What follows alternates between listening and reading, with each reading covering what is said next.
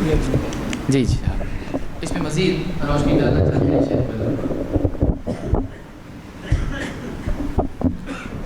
شیخ کے جواب میں بہت ہی زیادہ تفصیل سے بات آ چکی ہے جس تعلق سے پوچھا جا رہا ہے۔ میں ایک حدیث کی طرف اشارہ دینا چاہتا ہوں، اور وہ حدیث بھی لوگوں کو معلوم ہے۔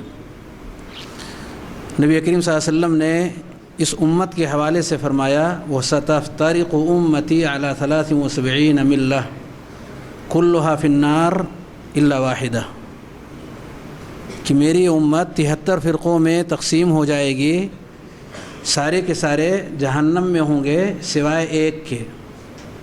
پوچھا گیا وہ کون سا ہے؟ آپ نے فرمایا مَا أَنَا عَلَيْهِ وَأَصْحَابِي، جس پر میں ہوں اور میرے صحابہ ہیں۔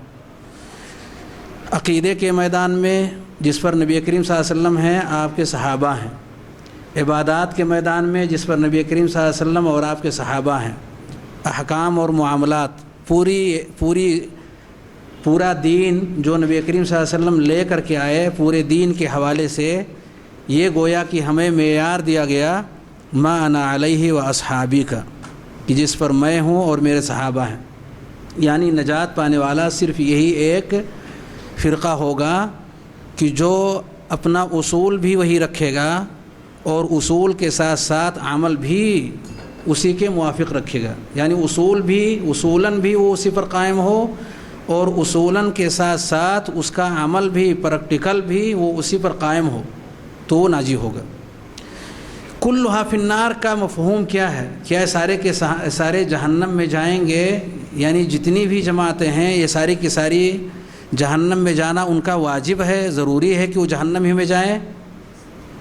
جہنم میں جانے کے مستحق ہیں، اس لیے کہ جو گناہ ان سے ہوا ہے، جو غلطی ان سے ہوئی ہے، اس غلطی کی سزا پا لینے کے لیے اور اپنے آپ کو طیب اور پاک بنانے کے لیے آخرت میں سوائے اس کے اور دوسرا راستہ نہیں۔ اگر اللہ نے معاف نہیں کیا شرک اور کفر کے علاوہ کو، تو جہنم میں جا کر کے ان کی پاکی اور صفائی کا کام وہیں ہو کر کے، اور پھر انہیں توحید کے حساب سے اللہ رب العالمین جنت میں جگہ دے گا۔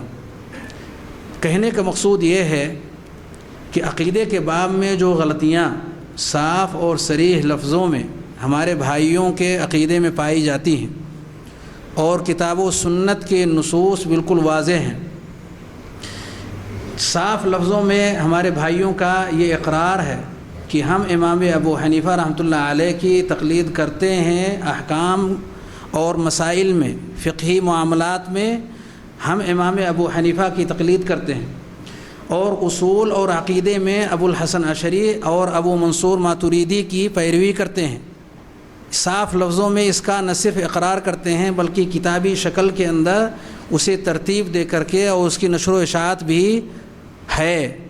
اور تصوف اور سلوک کے باب میں نقشبندی، چشتی، سہروردی اور قادری پر ہم قائم ہیں۔ پہلا سوال اس حوالے سے، بات تھوڑی لمبی ہو رہی ہے لیکن میں وضاحت کے لیے میں نے وقت لیا ہے۔ پہلا سوال اس حوالے سے یہ ہے کہ امام ابو حنیفہ رحمۃ اللہ علیہ کی تقلید کا دم بھرا گیا، لیکن پورے دین میں نہیں، دین کے ایک تہائی حصے میں، دین کے ایک تہائی حصے میں، اور وہ حصہ جڑ کی حیثیت نہیں رکھتا بلکہ وہ فرع ہے، فقہ ہے۔ جڑ کی حیثیت جو حصہ رکھتا ہے اس میں اشعری اور ماتریدی کو، یعنی امام ابو الحسن اشعری اور امام ابو منصور ماتریدی کو انہوں نے اپنے لیے پیشوا بنایا ہے، اور انہی کے عقیدے پر اپنے آپ کو چلا رہے ہیں۔ یہ لوگ کب پیدا ہوئے؟ اگر آپ دیکھیں گے 333 ہجری میں ان کی وفات ہو رہی ہے ابو الحسن اشعری، اور 330 کے آس پاس میں یا 28 یا اسی کے آس پاس میں ماتریدی رحمۃ اللہ علیہ۔ یہ تقریباً 4 صدی ہجری میں ان کا انتقال ہو رہا ہے۔ ان کے عقیدے پر ہم قائم ہیں۔ ان کے عقیدے کو ذرا آپ دیکھیں کہ وہ کیا عقیدے ہیں، اور یہ المحند علی المفند نامی کتاب کے اندر یہ پورا عقیدہ ذکر ہے، اور اس کے علاوہ بھی کئی کتابیں ہیں جس میں ان عقائد کا ذکر کیا گیا ہے۔ ان عقائد کو آپ کتاب و سنت کے اوپر رکھیں اور خود امام ابو حنیفہ رحمۃ اللہ علیہ سے کریں کہ کیا یہ عقیدہ آپ کے عقیدے سے میل کھا رہا ہے، یہ کتاب و سنت کے عقیدے سے میل کھا رہا ہے، جس قدر یہ کتاب و سنت سے دور ہوگا اسی قدر یہ ضلالت سے قریب ہوگا۔ اس لیے میرے بھائیوں اور دوستو، یہ وقت نہیں ہے کہ ان ساری مثالوں کو جو عقیدے کے باب میں ہیں خاص طور سے اس کو رکھا جائے، اور اگر ضرورت پڑتی ہے تو عصر کی نماز کے بعد ایک درس رکھا گیا ہے، اس میں ان چیزوں کو تفصیل کے ساتھ بیان کی جا سکتی ہے۔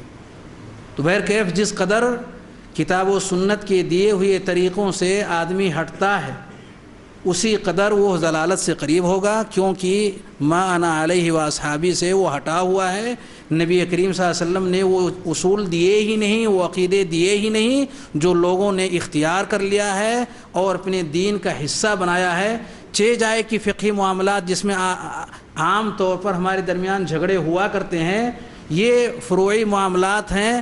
اصول اور عقیدہ جو ہے عام طور پر اس کو ذکر کیا ہی نہیں جاتا، اور ضرورت پڑتی ہے تو اس کو تفصیل کے ساتھ ذکر کرنا چاہیے تاکہ لوگوں کی جانکاری میں اضافہ ہو کہ یقیناً یہ گمراہی ہے، یہ ضلالت ہے، اس سے ہمیں دور رہنے کی ضرورت ہے، اور اس کے ساتھ ساتھ ہم نجات نہیں پا سکتے۔ اگر واقعی وہ شرک کے درجے تک ہے تو اللہ تعالیٰ اسے معاف نہیں کرے گا جانکاری کے بعد، اور اگر وہ شرک کے درجے سے کم ہے تو اللہ رب العالمین اگر اپنے فضل و کرم سے معاف کر دے، ورنہ جہنم میں اس کی سزا پانے کے لیے اس شخص کو جانا ہوگا۔ یہ کسی جماعت کے ساتھ خاص نہیں، جو بھی اپنا عقیدہ اور مسلک اس پر رکھے گا اور اس کے مطابق اپنی عملی زندگی ڈھالے گا اس کے لیے سزا ہے۔